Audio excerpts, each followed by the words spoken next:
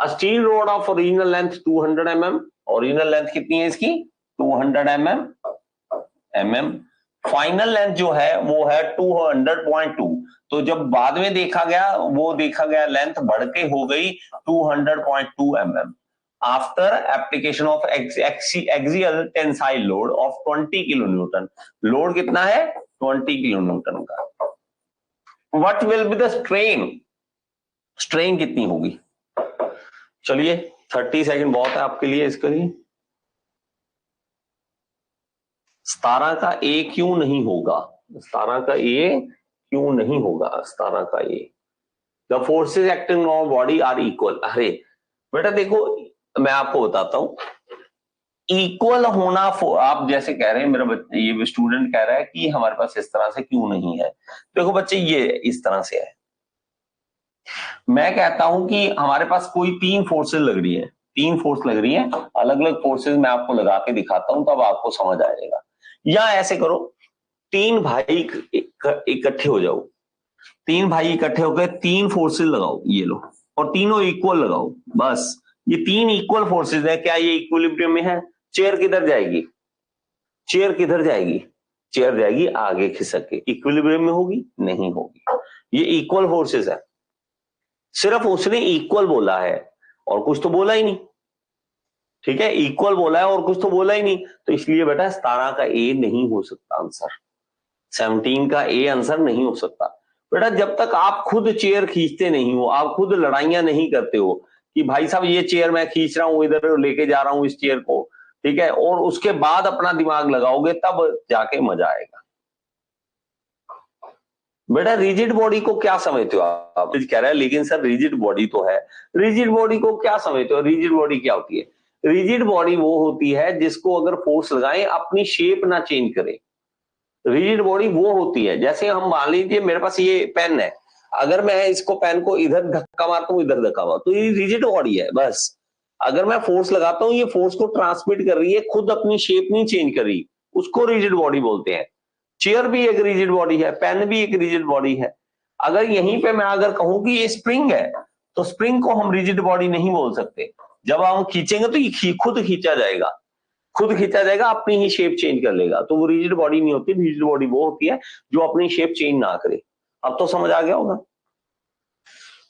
समझा करो बेटा, कई चीजों को समझा करो, ऐसे फायदा नहीं है, ठीक, बहुत अच्छे तरीके से चीजों को समझा करो, ठीक है। चलिए आगे, तो हमने इसका ऑप्शन ही नहीं दिया था 19 का, चलो कोई बात नहीं, 19 का ऑप्शन नहीं दिया, 0.001 is the right answer, point C is the right answer, C is the right answer. ई क्या होता है हमारे पास, हम देखते हैं तो हमारे पास लोड है और इसमें कितना चेंज ऑफ लेंथ आ रहा है, ये सब कुछ तो गिवन है, रह क्या गया बेटा, ठीक है। चलिए निकाल लीजिए आगे, ठीक है, लोड भी है यहाँ, तो क्या है, ये तो सिंपल ये change in length of original length, चलो तो मुश्किल था ही नहीं। Choose the correct option which satisfy the Hooke's law, ये तो कल भी आया था क्वेश्चन बेटा, तो हमने पढ़ा था कि D is the right answer. इसमें हमारे पास इक्वल नहीं हो सकता और इनवर्सली प्रोपोर्शनल नहीं हो सकता, so D is the right answer, ये सेम आ गया question. The equivalent bending moment of the shaft which is subjected to combined twisting and bending, twisting और बेंडिंग दोनों हो रहे हो तो हमारे पास इसमें क्या पूछा है, इक्विवेलेंट बेंडिंग मोमेंट पूछा बेटा, फॉर्मूला पूछा बस सीधा सा और कुछ नहीं है। लीजिए किसका, ए बी सी डी, लीजिए बेटा।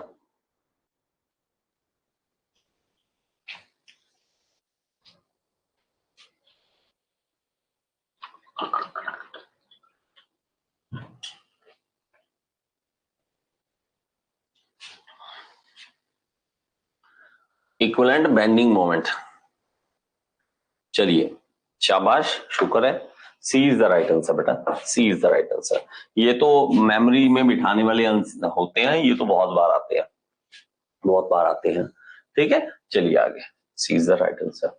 What is the effect of Young's modulus of wire if the radius of wire subjected to load P is double? कहता है Young's modulus E पे क्या असर पड़ेगा वायर की, या E या Y जो भी कह लो, Young's modulus पे क्या असर पड़ेगा अगर if the radius of wire subjected to load P is double, अगर radius of wire R जो है वो डबल कर दिया जाए, डबल रेडियस, इतना सा रेडियस था वायर का, ओके, और इसको डबल कर दिया, रेडियस बढ़ा दिया, तो ई या वाई पे क्या इफेक्ट पड़ेगा। लीजिए बेटा आपका ऑप्शन आपके सामने है 22 का। जस्ट होल्ड ऑन, ये रहा ऑप्शन, क्लिक करें इस पे बेटा।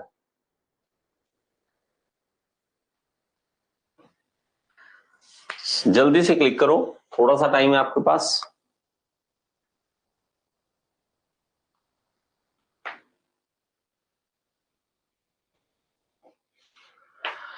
एक बात तो सीधी सी है, एक बात तो सिंपल सी है, आपको बता देता हूं।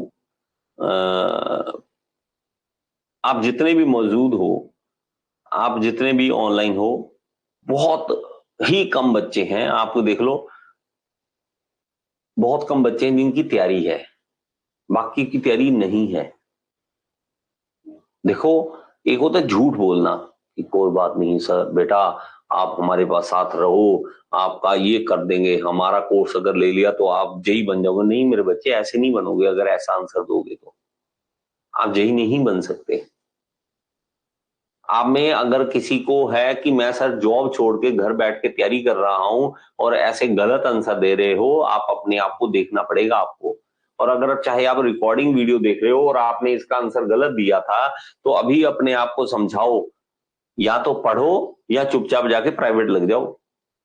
बताओ, ये रिमेन अनइफेक्टेड होता है बेटा, रिमेन अनइफेक्टेड। जिन्होंने ए बी सी दिया है आंसर, वो अभी कान पकड़ लो, क्योंकि बेटा आपको मतलब ही नहीं पता ई होता क्या है, आपको मतलब ही नहीं पता। ई स्टील का कितना होता है? 2.1 इंटू 10⁵ न्यूटन पर एम स्क्वायर। हम बोलते हैं, इस तरह से बोलते होते हैं, इस तरह से बोलते हैं। कभी ये बोला कि वायर का रेडियस के साथ कोई रिलेशन है इसका? हमने सिर्फ ये बोला था ई जो है वो फिक्स है, हमने बोल रखा है ई जो है किसी मटेरियल का फिक्स है। मैं कितनी बार इस सी के बारे में बताया, चाहे रेडियस बढ़ाओ जो मर्जी करते रहो, ये तो इसके ऊपर कोई इफेक्ट नहीं है, ई तो ई रहेगा। स्टील की वायर आप चाहे छोटी लो चाहे बड़ी लो, उसका ई वही रहेगा, 2 गुना 10⁵, बस वही रहेगा, उसके ऊपर कभी भी नहीं इफेक्ट पड़ता। चलो आगे। Which of the following shows the correct graph for stress strain curve of an ideal elastic strain hardening material?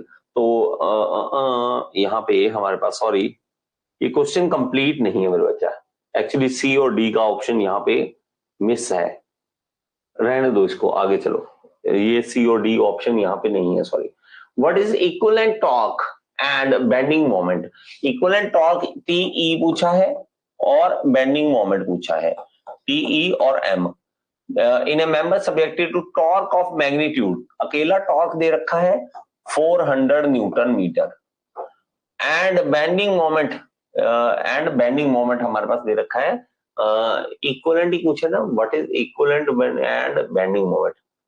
ये थोड़ी सी गड़बड़ इसने कहा है, कहीं पे इक्विवेलेंट वर्ड 2 बार यूज करना चाहिए, इसे 2 बार यूज करना चाहिए, क्योंकि इक्विवेलेंट हमारे पास जो है वो 2 बार आएगा हमारे पास वर्ड इक्विवेलेंट, ठीक है, टॉर्क और बेंडिंग मोमेंट। तो आप एम ई निकाल दीजिए, एम ई और टी ई निकाल दीजिए। एम हमारे पास ये है, ओके, 400, और ये है हमारे पास 300। अब निकाल दीजिए बेटा, आपके पास फॉर्मूला आपको याद होगा फॉर्मूला, इस फॉर्मूले के अंदर डाल के कर दीजिए।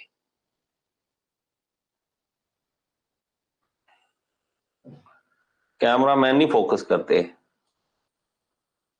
चलिए 24 का बेटा, ए बी सी डी। इसके लिए टाइम आप ले सकते हैं, कोई बात नहीं, 1 मिनट ले लीजिए, लेकिन इसको कर लीजिए। टी दे रखा है और एम दे रखा है, टीई का और एमई का फॉर्मूला, एमई का अभी हमने किया था, टीई का बड़ा आसान सा एक फॉर्मूला है, दोनों के अंदर आप डालेंगे और हमारे पास आंसर आ जाएगा। चलिए बताइए बेटा, पढ़िए बेटा पढ़िए, नहीं पढ़ोगे तो गलत हो जाएगा काम, ठीक है? या तो बेटा किसी चीज को करो ना, सीधी सी मैं तो एक चीज जानता हूं, या तो किसी चीज को ना करो, बैठो आराम से, अगर कर रहे हो तो अच्छे तरीके से करो, बस ना। जीना है तो शान से जियो, मजे से जियो, और फायदा क्या है ऐसे मर मर के क्या जीना है होता है ना? आपके ये जो क्वेश्चन है बेटा, अगेन कह रहा हूं, बहुत ही एक बेसिक लेवल क्वेश्चन माना जाता है, इन सब क्वेश्चंस को बहुत ही बेसिक लेवल क्वेश्चन माने जाते हैं। कई बच्चों जिनकी तैयारी होती है ना, वो इन क्वेश्चन को हंसते हैं कि सर ऐसे क्वेश्चन तो हम ऐसे ही कर लेंगे। तभी तो देखो बेटा कट ऑफ कितनी ज्यादा जाने लगी। कट ऑफ आप देखोगे किसी टाइम में ना, जिस बच्चे के 60% आते थे वो भी क्लियर कर जाता था। अब जो कट ऑफ बहुत ही ज्यादा हाई जाने लगी, क्योंकि नॉलेज का भंडार मिल रहा है बच्चों को। ठीक है, चलिए 1 मिनट आपका खत्म हो चुका है। चलिए हमारे पास क्या है, टी जब हम देखते हैं तो √m² + t², बस इसमें वैल्यू डाल दी बेटा, m की और t की वैल्यू डालनी और काम खत्म। और इसमें क्या है, 1/2 मतलब 1/2m प्लस √m² + t², इसमें वैल्यू डालो और आंसर ले लो, और अगर कैलकुलेशन करोगे तो ए इज द राइट आंसर। ए हमारे पास राइट आंसर आएगा। जिसने ए दिया राइट आंसर तो देख लीजिए बेटा, आपको एम और टी पता है बेटा, पुट्टी करना बस, यहाँ 300 यहाँ 400, तो उसका स्क्वायर स्क्वायर करोगे तो हमारे पास आंसर आ जाएगा बेटा। ठीक है, तो 900 और 1600, 2500 500, तो ये टी तो 500 बन गया, ये रहा। ये सी सिंपल से क्वेश्चन बेटा। The shear force acting at a midpoint of the cantilever beam is 12 kilonewton. What is the value of uniform distributed load acting over the entire length if the span length of the beam is 4 meter? तो लीजिए बेटा, ये बता दीजिए। बात समझ आ गई इसको? क्वेश्चन समझा आपको एक क्वेश्चन समझाता हूँ, हुआ क्या है। कहता है कि हमारे पास मान लीजिए यहाँ पे एक बीम है, कौन सा बीम है, mid point of cantilever beam. ये लीजिए, ये कैंटिलीवर बीम है, उसके ऊपर क्या पड़ रहा है, यूनिफॉर्म डिस्ट्रीब्यूटेड लोड पड़ रहा है। ये रहा यूनिफॉर्म डिस्ट्रीब्यूटेड लोड, लीजिए बेटा। और उसका जो शियर फोर्स है, अब शियर फोर्स अगर आप देखोगे, शियर फोर्स डायग्राम अगर आप बनाओगे तो वो कैसे बनेगा, वो बनेगा हमारे पास, पहले तो आप एक लाइन बनाओगे इस तरह से, यहाँ पे कोई फोर्स नहीं है, फिर धीरे धीरे फोर्स बढ़ती जाएगी बढ़ती जाएगी बढ़ती जाएगी बढ़ती जाएगी, इस तरह से बनेगा हमारा। ये एक शियर फोर्स डायग्राम बन जाएगा। कैसे, ये आपको पता होना चाहिए। यहाँ पे 0, यहाँ पे देखो इस साइड कोई लोड दिख रहा है, नहीं, थोड़ा सा दिख रहा है, थोड़ा और बढ़ गया लोड, थोड़ा और बढ़ गया, थोड़ा और बढ़ गया, थोड़ा और बढ़ गया। इसी तरह इसके कहता है मिड पॉइंट पे कहीं पे जाके जो वैल्यू है वो कितनी है, वो है शियर फोर्स की 12 किलो न्यूटन है। तो हमारे पास ये बताइए ये लोड कितना है, बस और कुछ नहीं। और ये लेंथ कितनी है, 4 मीटर की है, 4 मीटर की है। लीजिए बेटा, इसको बता दीजिए कि आंसर क्या आएगा इसका। और ये अगर ये 4 टोटल है तो ये कितना बनेगा, 2। ठीक है, तो ये हमें आंसर देना है। इतना आसान क्वेश्चन।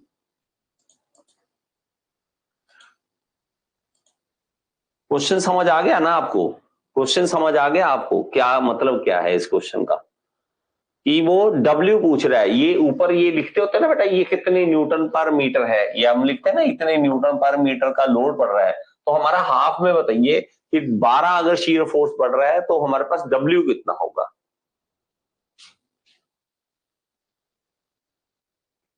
चलिए टाइम खत्म।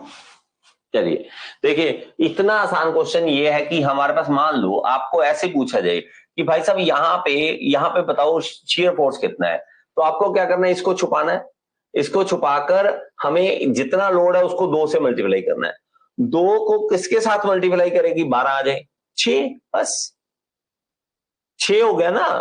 देखो 2 को मल्टीप्लाई करना है लोड से ताकि ये 12 आ जाए, बस। तो ये कितना होगा, 6। लीजिए 6 is the right answer, 6 is the right answer. चलिए आगे। ठीक है, देखिए, choose the correct material which belongs to the category of highly elastic. Highly elastic कौन सा है, ब्रास, ग्लास, रबर या स्टील। तो बहुत बार पूछा है इसके बारे में, काफी बच्चों को ये रहता है कि भाई साहब रबर आंसर आना चाहिए।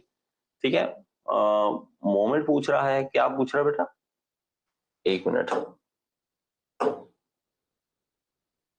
कहां बेटा मोमेंट, कहां पूछा है?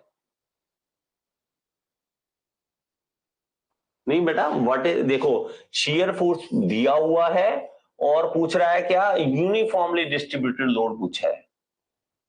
आप क्वेश्चन को पढ़ो बेटा, ऐसे नहीं है। चलिए आगे, क्वेश्चन को पढ़ो। ये बेटा काफी बच्चों को इनको ना रबड़ लगता है कि रबड़ आंसर है, रबर आंसर नहीं होता। इसके अंदर आप देखोगे तो ई की वैल्यू मेन होती है, स्टील की ई की वैल्यू बहुत ज्यादा होती है। मतलब क्या है कि आप लोड डालोगे, लोड डालने पे वो खींचा जाता है, उतना ही अगर रबड़ पे डालोगे ना तो वो इवन टूट जाएगा वो।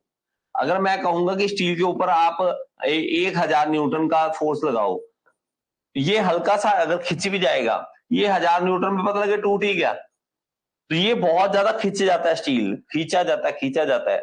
रबड़ तो बहुत कम खींचता है, हमारे हाथों से हम कहते हैं कि ये खींच लिया, हमारे हाथों में इतना दम है कि हम इसको स्टील को कभी खींच सकते हैं क्या? इलास्टिसिटी जो है वो स्टील के अंदर ज्यादा है, तो कभी भी टेंशन नहीं लेनी कि रबड़ को, काफी बच्चे इसमें इलास्टिक में रबड़ को लगाया था कि रबड़ काफी इलास्टिक होता है, तो वो हम कर लेंगे, इलास्टिक नहीं होता बेटा। चलिए आगे, ठीक है। Steel is the right answer. Which of the following statement is incorrect? इसमें से कौन सी इनकरेक्ट है? Value of shear force at any point in a beam is equal to slope of bending moment curve. कहता है कि shear force का भी, किसी की वैल्यू ऑफ शीयर फोर्स कहीं पे निकालना चाहते हो तो स्लोप बेंडिंग मोमेंट का कर्व का देख लो कितना है, उतना हमारे पास शीयर फोर्स का वैल्यू आएगा। Value of distribution load at any point in the beam is equal to slope of bending moment curve. तो अगर डिस्ट्रीब्यूटेड लोड देखना चाहते हो तो स्लोप देख लीजिए किसका? बेंडिंग मोमेंट का। Value of distributed load at any point in a beam is equal to slope of shear force. अगर लोड को देखना चाहते हो तो आप शेयर फोर्स के स्लोप को देख लो, या ऑल ऑप्शन आर करेक्ट। तो इसका राइट आंसर क्या होगा? लीजिए बेटा, आपके पास ऑप्शन है 27 का, ए बी सी डी। ये बता दीजिए बेटा 27 का बता दीजिए जल्दी से।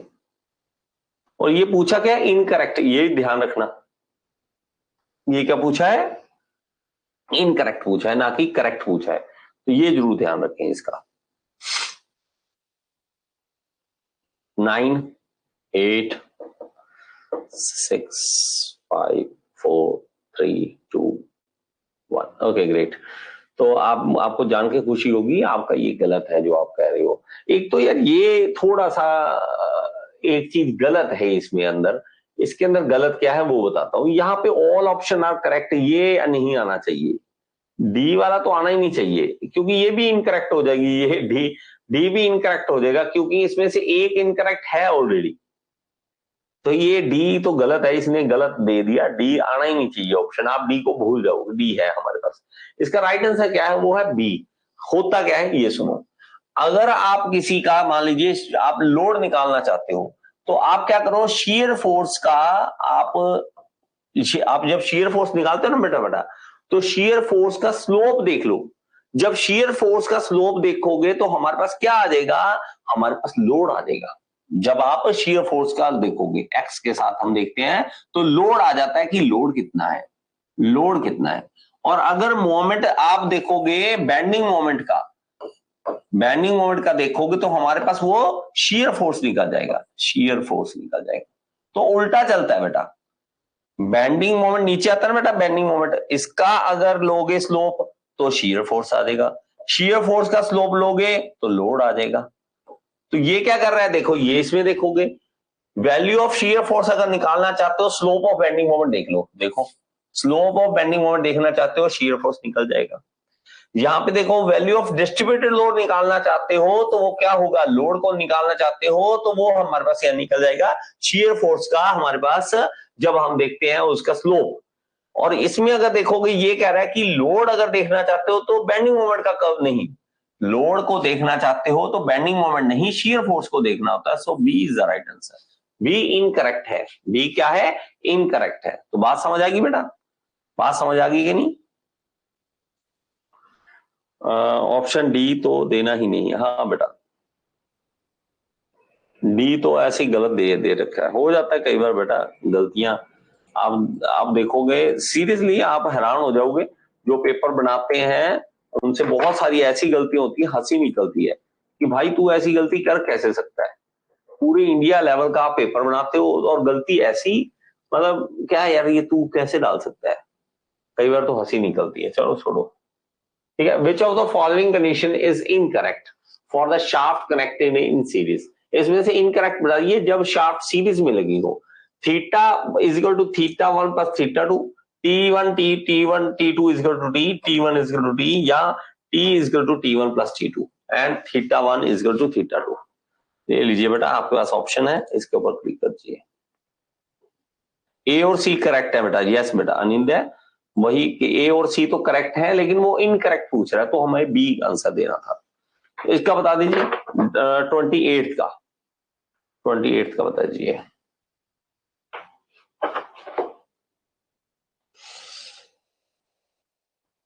और ये याद रखें क्या पूछा है इसमें भी, इनकरेक्ट पूछा है, ना कि करेक्ट पूछा है। करेक्ट नहीं पूछा है, इनकरेक्ट पूछा है। देखो सबने आंसर अलग अलग दे दिए, क्या करें आप सबका, आप सबका कैसे क्या कर सकते हैं मुझे नहीं पता।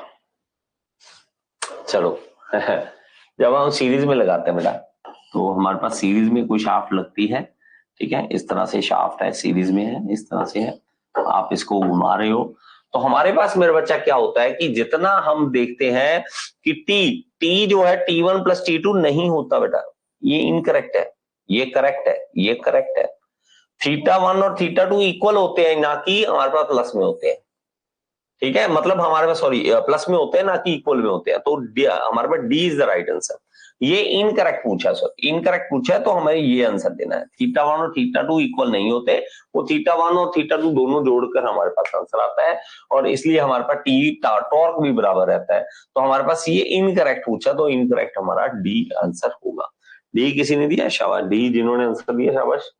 चलिए, a body is subjected to principal stress at a point having value of this much, 200 and 100 respectively. What is the value of maximum shear? तो maximum shear का फॉर्मूला होता है बेटा एक, बस वही लगाना है बेटा, मैक्सिमम shear का फॉर्मूला होता है, बस वही लगाना है आपको। लीजिए बेटा 29 का,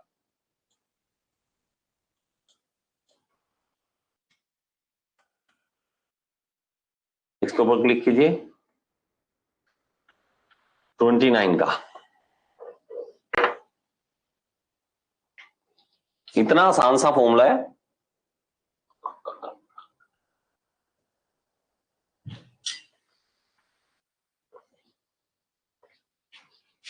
देखो बेटा आपको एक चीज बताता हूं, आप फिर दोबारा दोबारा, जैसे मान लो ये क्वेश्चन आया, इसका अभी आपको याद नहीं है, मान लीजिए फॉर्मूला नहीं याद, तो आपके पेज पे लिखा होना चाहिए सामने दीवार के ऊपर ये वाला फॉर्मूला, कि अगर नहीं याद है, अचानक से मैं क्वेश्चन करवा रहा हूं, आप आंख इधर कीजिए, सामने देखिए वो फॉर्मूला, हाँ यही था, ठीक है चलो, ये प्रैक्टिस हो रही है, ये कोई आपका वो नहीं है कि आपका फाइनल एग्जाम है, भाई साहब चेक कर रहे हैं ना, तो एक बार उस ऐसे देखिए कि ये फॉर्मूला दीवार पे लिखा हुआ है या नहीं लिखा हुआ है। अगर नहीं लिखा हुआ भाई, दीवार पे लिख लो, दीवार के ऊपर पेज चिपकाइए और उसको लिख दीजिए आंसर को, ऐसे कोई फायदा नहीं है, उसको फॉर्मूले को लिखते रहो, तो फायदा ये मिलेगा बाद में कि बार बार देखने से दिमाग में बैठता जाएगा वो। ओके, चलिए, तो इसका राइट आंसर है सिग्मा एक्स मैक्सिमम है, मैक्सिमम माइनस मिनिमम अपॉन 2, बस इतना सा फॉर्मूला बेटा। तो हमारे पास क्या है, सिग्मा एक्स हमारे पास 200 माइनस 100 अपॉन 2, तो 50 आ गया, 50 इज द राइट आंसर। हमारे पास क्या है 50, मतलब हमारे पास B is the right answer, B is the right answer. चलिए, which of the following beam will produce the constant bending moment over given span length? हमारे पास देखिए ये बनाने वाले है ना, जो एक लड़के को किसी को बोला था इसको बनाने के लिए, ठीक, असिस्टेंट को बोला था इसको बनाने, ये गलत बना देते हैं यार, ऑप्शन तो इन्होंने दिए नहीं भाई साहब ने, क्वेश्चन खराब कर देते हैं। चलो, what is the temperature for the vapour presence pressure of a substance is equal to 760 mm of HG termed as. So what is the temperature for the vapor pressure of substance is equal to 760 mm. इसको क्या कहेंगे, triple point, normal boiling point, normal pressure point, या normal vapour point? इसका right answer क्या होगा? 31 का बेटा आपको आंसर देना है, 31 का।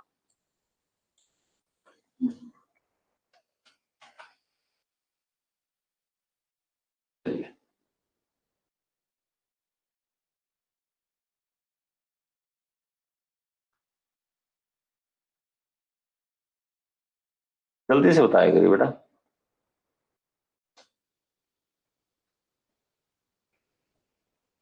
अरे नॉर्मल प्रेशर पॉइंट है, क्या बातें करते हो बेटा। देखो बात बात को समझो। नॉर्मल हम हो गया टाइम खत्म, चलो।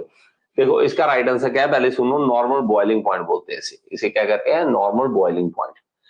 देखो हमारे पास क्या कह रहा है? Temperature for which the vapour pressure is equal to 760 mm of H G. अब ये क्या कह रहा है? 760 ऑफ mm ऑफ एचजी का मतलब कि एटमॉस्फेरिक प्रेशर। वो कह रहा है कि वेपर प्रेशर अगर एटमॉस्फेरिक प्रेशर के इक्वल हो, वेपर प्रेशर एटमॉस्फेरिक प्रेशर के इक्वल हो, तो हमारे पास क्या है? उतना प्रेशर सेम हो तो उसको क्या कहेंगे? नॉर्मल बॉइलिंग पॉइंट बोलेंगे। कि इसका नॉर्मल बॉइलिंग पॉइंट क्या है? नॉर्मल का मतलब है कि वो एटमॉस्फेरिक प्रेशर के इक्वल आ रखा है, 760 mm एचजी के इक्वल आ रहा है। So B is the right answer. ठीक है, आप में से किसी ने आंसर नहीं दिया। सी सी सी सारे आंसर दे रहे हैं। नॉर्मल प्रेशर पॉइंट नहीं बोलते बेटा, नॉर्मल बॉइलिंग पॉइंट बोलते हैं। प्रेशर पॉइंट तो कुछ भी नहीं होता ना। नॉर्मल प्रेशर पॉइंट क्या? नहीं, कुछ नहीं। नॉर्मल बॉइलिंग पॉइंट, इसका नॉर्मल बॉइलिंग पॉइंट क्या है? जैसे हम 100 डिग्री सेंटीग्रेड पानी का बोल देते हैं, तो ये नॉर्मल बॉइलिंग पॉइंट है ना। चलिए आगे। What happens when the heat supplied to the system is more than the work transfer out of the system? कहता है जी हीट सप्लाई जो है वो ज्यादा हो जाए और वर्क ट्रांसफर आउट जो है वो कम हो हमारे पास। चलिए उससे क्या होगा? 32 का ए बी सी डी लीजिए। Constant internal energy, decrease in internal energy, increase in internal energy, या internal energy can not be constant. तो इसको बता दीजिए बेटा। बहुत ही सिंपल सी बात पूछी है आपसे। ठीक है, ये सेठ लोगों की बात है। सेठ लोग होते हैं ना, खाना खाते ज्यादा और काम कम करते हैं। तो वो क्या हो जाता है उनका? उनसे क्या हो जाता है? इतनी छोटी सी बात कह रहा हूं, इतनी सिंपल सी बात कह रहा हूं कि सेठ लोग खाना खाते हैं और काम कम करते हैं, इसलिए उनकी क्या बढ़ जाती है? इंटरनल एनर्जी बढ़ जाती है बेटा। इंटरनल एनर्जी बढ़ जाती है ना। कि हम खा ज्यादा रहे हैं और वर्क कम कर रहे हैं, तो तौन निकल जाती है, पेट निकल जाता है, बहुत बड़ा पेट निकल जाता है। और ये क्या है? इंटरनल एनर्जी स्टोरेज है यहाँ पेट में। तो ये इंटरनल एनर्जी स्टोरेज हो जाती है। तो हमारे पास हीट हम डाली जा रहे हैं, हीट हम डाली जा रहे हैं, क्यों डाली जा रहे हैं? वर्क हम कम ले रहे हैं, तो इसके अंदर इंटरनल एनर्जी बढ़ रही है। इसकी इंटरनल एनर्जी बढ़ रही है। चलिए आगे चलिए। The degree of disorder when two gases are mixed is. तो डिग्री ऑफ डिसऑर्डर क्या होगा? दो गैसेस अगर मिक्स हो जाए, ये आपने कम पढ़ा होगा इसके बारे में, केमिस्ट्री में हम पढ़ते हैं। Less than that of individual gas, higher than that of individual gas, या unpredictable compared to individual gas, या same as that of individual gas. मान लीजिए कि आपके पास दो गैसेस है, आपने दो गैसेस ली, एक की डिसऑर्डर था, एक का दूसरे का डिसऑर्डर था, दोनों को मिक्स कर दिया, तो नया डिसऑर्डर क्या होगा? वो होगा बेटा, ये देखिए हमारे पास एक कोई गैस आई, एक गैस यहाँ पे आई, इन दोनों को मैंने मिक्स कर दिया, तो नया जो बनाएगा उसके अंदर डिसऑर्डर क्या होगा? ज्यादा होगा, इससे ज्यादा होगा, इंडिविजुअल गैसेस से ज्यादा हायर डिसऑर्डर होगा। So B is the right answer, आपसे पूछना नहीं जाता। चलो, Carnot heat pump is used to maintain a room temperature of 27 degree. The initial temperature of room was -4. The heat loss from the room is 20 kilowatt. What is the power requirement of the pump? Power requirement कितनी होगी pump की? चलिए इसको बता दीजिए। हमारे पास क्या हो गया रहा है वो देख लो। तो हमारे पास हायर टेम्परेचर जो है, हायर टेम्परेचर कितना है? 27 डिग्री सेंटीग्रेड प्लस 273 कर दीजिए, तो हमारे पास कितना आ जाएगा? 0 0 और ये कितना बनेगा? 300। ठीक है, 300 बन गया ना बेटा, क्योंकि उधर जोड़ेंगे तो 300 बन गया, 300 केल्विन। और लोअर टेम्परेचर कितना है? -4 degree centigrade lower temperature, plus 273 करेंगे तो ये 4 माइनस कर दो, इसमें 269 बन जाएगा, 269 केल्विन। और हमारे पास लॉस कितना है? हीट लॉस, हमारे पास हीट लॉस, लॉस कितना हो रहा है? 20 किलोवाट का लॉस हो रहा है। What is the power required? Power कितनी चाहिए होगी? चलिए बताइए बेटा। इसका ऑप्शन दे रहा हूं आपको और 1 मिनट दे देता हूं आपको। मैंने आपको बता तो दिया सब कुछ, अब आपको सिंपल सी बात करके दिखानी है। हीट पंप किस तरह से? हीट पंप का आपको सीओपी पता होना चाहिए, सीओपी का फॉर्मूला पता होना चाहिए। ठीक है, तो हम इस क्वेश्चन को कर सकते हैं बेटा। ठीक है, सीओपी का अगर फॉर्मूला पता है तो आप इस क्वेश्चन को कर सकते हो, नहीं तो नहीं कर सकते। बस सिंपल सी बात। सीओपी का याद है या नहीं? अगर सीओपी का याद है तो काम खत्म हो जाएगा अभी।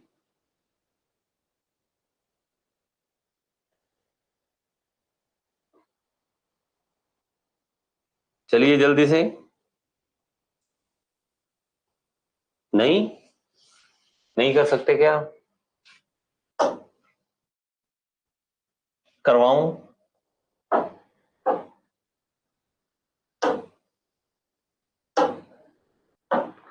जल्दी से करो बेटा, जल्दी से। चलो देखो, सीओपी पहले निकालो, सीओपी ऑफ हीट पंप, ये हमें पता होना चाहिए।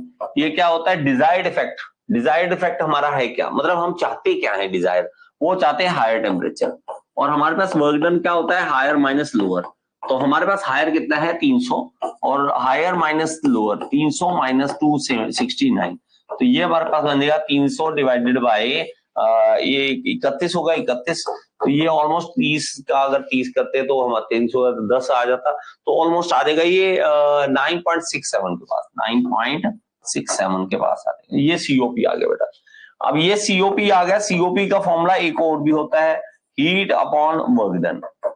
बस वर्क डन इधर ले जाइए, वर्क इनपुट कितना चाहिए हमें, सीओपी नीचे ले आइए, क्यू अपॉन सीओपी। क्यू कितना है हमारे पास? क्यू हमारे पास है 20 किलोवाट, 20 किलोवाट, 20 किलोवाट, इसको ऐसे लिख लो, किलोवाट। सीओपी क्या है? 9.67, 9 इसको कर लीजिए बेटा, तो ये आ जाएगा 2.06 किलोवाट का वर्क रिक्वायर्ड है। 2.06 का मतलब क्या है? B is the right answer, B is the right answer. शाबाश, बी किसी ने आंसर दिया, शाबाश बी जिन्होंने आंसर दिया। लास्ट क्वेश्चन है बेटा, और आज का लास्ट क्वेश्चन हमारे पास क्या है? Which equation best represent the entropy of system with two parts with entropy x and y? ये बेटा सिंपल सा इसके अंदर है, बहुत ज्यादा उलझन नहीं है।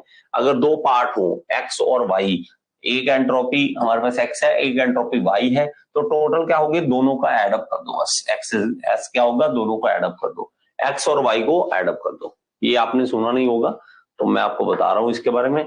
s जो होगा दोनों को एडअप कर देंगे, x और y दोनों को एडअप कर देंगे। ठीक है बेटा, चलिए इसी तरह बेटा आप मेरे साथ लाइव जुड़ा करें। आपको सबको यही चाहता हूं मैं। इससे जो हमारा एक एनर्जी लेवल है, बार बार कहता हूं, हमारा एनर्जी लेवल बहुत चेंज होता है। आप अपना कीमती समय निकाले कीजिए, बहुत बिजी होते होंगे आप, ठीक है, हम तो फ्री हैं। आप अपना टाइम निकाल के जरूर आए करो। थैंक यू सो मच बेटा।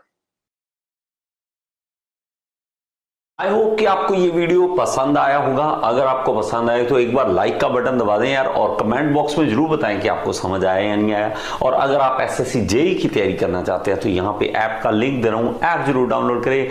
Thank you so much. Next video में फिर से मिलेंगे।